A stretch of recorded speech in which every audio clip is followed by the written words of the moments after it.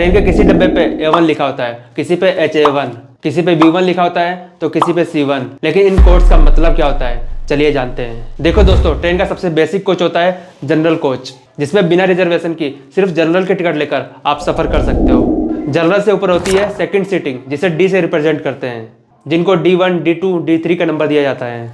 और ये non AC coach होते हैं, जिनमें सफर करने के लिए आपको रिजर्वेशन नहीं करानी पड़ती। इसके ऊपर होते हैं चेयर क्लास कोच, जिसमें AC की सुविधा होती है। इन कोचेस को C से रिप्रेजेंट किया जाता है, जैसे C1, C2, C3। और फिर आती है एग्जीक्यूटिव चेयर क्लास, जो कि लग्जूरियस चेयर क्लास होती हैं, और इनके नंबर होते हैं E1, E2, E3। और फिर आते हैं स्लीपर क्लास, जिसमें सबसे बेसिक होते हैं नॉन AC स्लीपर क्लास, और इनको रिप्रेजेंट करते हैं S1, S2, S3 से। और इनके ऊपर होते हैं थर्ड AC इकोनॉमी क्लास, जिनको रिप्रेजेंट करते हैं M1, M2, M3 से।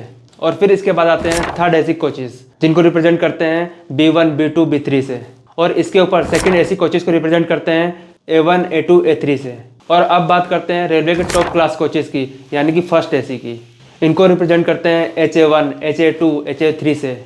इसका किराया फ्लाइट से बस थोड़ा सा कम होता है, लेकिन इसमें आपको एक पर्सनल केबिन भी दिया जाता है।